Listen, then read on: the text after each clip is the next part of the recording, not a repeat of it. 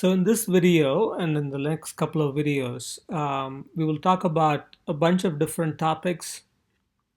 I've just titled this lecture notes PDF Deep Learning Miscellany, which just means that we'll comment on a bunch of different technical issues related to deep learning or deep neural networks. Okay.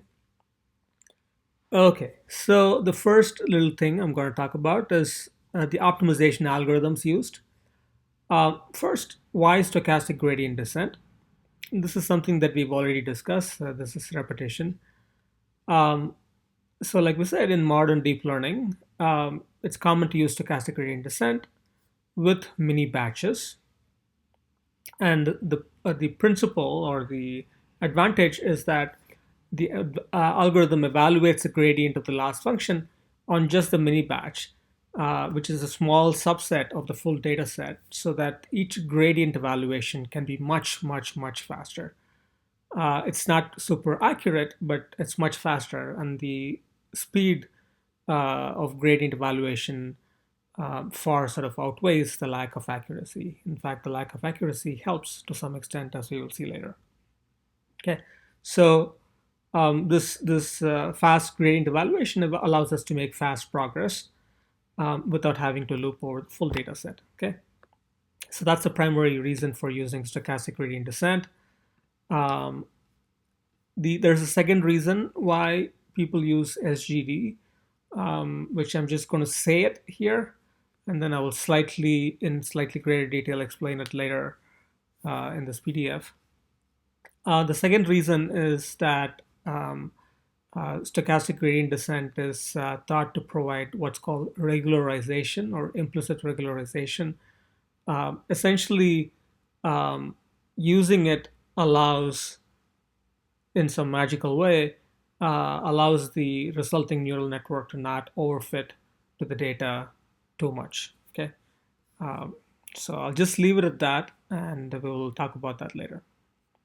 So those are the two reasons why stochastic gradient descent is used. That's the end of that little technical remark. Actually, most people do not use just vanilla or normal stochastic gradient descent. They use some small variant of it in sort of modern deep learning. So here are some examples of variants of stochastic gradient descent and other kind of related algorithms in the same kind of family of gradient-based algorithms. Um, this one is, I'll briefly talk about it. It's called stochastic gradient descent with momentum. This is called ADA-GRAD, RMS prop, ADAM. AD, I think, stands for automatic differentiation. Okay. Um, in any case, these are all different variants of stochastic gradient descent, and people might use one or more of them for deep learning. They can be a bit faster than plain mini batch stochastic gradient descent if the learning parameters are appropriately tuned. And we will discuss one of them, namely SGDM, very briefly. Okay. Say we wish to minimize f of x, some function, and you want to find the optimal value of x. Regular gradient descent or regular stochastic gradient descent is just xi plus 1, namely x at step I plus 1 equals x at step I plus some learning rate alpha times negative of the gradient, right? So this is something we've seen. That's regular gradient descent. Gradient descent with momentum is similar, except this step is replaced with this equation, where the gradient is replaced with this other vector v, which we will call vi. It's kind of like velocity. That's why it's called momentum. Where vi is not quite the gradient, but kind of a weighted sum of the gradient and the past values of vi. Okay, so how do you update vi? Vi is basically vi plus 1 equals beta times vi plus 1 minus beta times the gradient, negative of the gradient, right? So if you initialize vi to the gradient initially, so let's say it's equal to the gradient initially, then on the next step, you evaluate the gradient, but then don't use the gradient here, but use the gradient plus it's kind of a weighted sum, weighted by this beta and 1 minus beta, weighted sum of the gradient and the previous gradient. And then on the next step, vi plus 1 is going to be weighted sum of vi and then the current gradient, and so on and so forth. So in any case, so that's called gradient descent with momentum, which basically ensures that the direction along which you step doesn't change too fast. Rather, you use the new gradient information, but if you have been going in some direction, you keep going in that direction, but slightly turn along the gradient. Is kind of what we are doing here. Okay, so that's called gradient descent with momentum, where alpha is still called the learning rate and beta is called the momentum.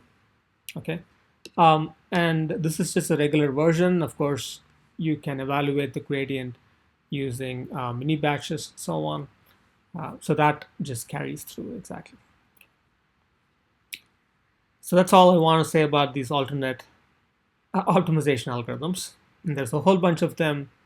And in fact, I think the one that we used in MATLAB for MNIST is in fact stochastic gradient descent with momentum. Okay, so if I go here,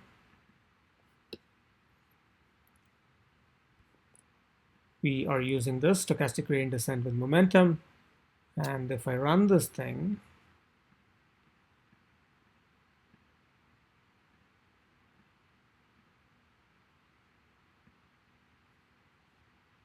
and I'm going to run this cell. Okay, so once I've run the cell, I can look at options. So I've set some of the options here: initial learning rate, mini batch size, etc. But there are lots more options here. And in this lecture, we will actually see the meaning of a few more of these options. Momentum, this is basically your beta. Okay, so we haven't really said that here. 0.9 is some default quantity.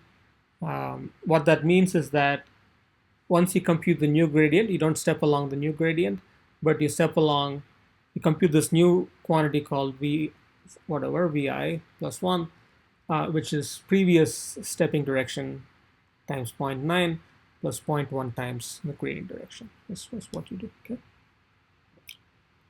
Okay. Okay, so let's keep going here. If you notice here, there is something called learn rate schedule is one of the options. So what is that? And this is a common practice in neural network learning. It's sometimes also called learning rate decay. So far, we've mostly used alpha equals some constant. We pick some alpha equals constant and use it for the whole gradient descent. Learning rate schedule essentially changes the alpha every few iterations, usually every, I don't know, few thousand iterations, in fact. So what you do is you reduce the learning rate by a fixed factor every few epochs. Okay. One common thing that people do apparently is reduce it by half every 10 epochs. And here, I suppose we're allowed to change this. We're allowed to see how this needs to be changed in MATLAB. Right now, there is no learning rate schedule. In other words, learning rate is a constant. But if you do want to apply this, you change this to something else. And then learning rate drop factor is 0.1, which means that if alpha is something, every 10 periods, epochs presumably, you reduce the learning rate by a factor of 10 here. So that at least is the MATLAB default. Okay. But in this case, of course, we've set this equal to none, so there's not going to be any change in the learning rate. And here I'm just saying that you can set alpha, beta, learning rate, schedule, etc. via the training options in MATLAB. Right, so that's basically these guys.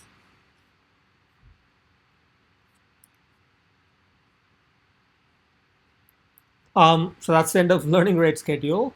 Um, and again, this is something that what this does. One of the things it does is that once you decrease the learning rate, let's say by a factor of 2 or possibly a factor of 10, your progress decreases, right? The speed with which you converge to the minimum decreases, um, but um, your convergence becomes less stochastic.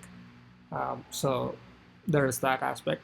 But overall, learning rate schedule has been thought to improve overall optimization efficiency. So I guess that's at least in practice, and that's why people do it. The next little topic is um, tensors. This word, um, which are basically n-dimensional matrices, at least for the purpose of deep learning. Okay. So in deep learning, it's popular to use data structures called tensors. Okay. In fact, there is a software for deep learning called TensorFlow, which is very popular, um, promoted by Google and maintained by Google. Um, it's a free software. In any case, so that the word tensors and TensorFlow comes from the word tensors here. So there is a mathematical object called a tensor that if you actually take a course with me in advanced dynamics, or if you take a continuum mechanics course in the mechanical engineering department, a graduate level continuum mechanics or solid mechanics course, you will encounter this word tensor in the context of stress tensor, strain tensor, moment of inertia tensor in advanced dynamics, and so on. Um, so that's an abstract mathematical object which has to do with linear transformations of vectors, which can be represented via matrices. Um, I will not go into the details of the properties of these objects, but in deep learning, the word is used interchangeably with multi-dimensional matrices, basically. Okay.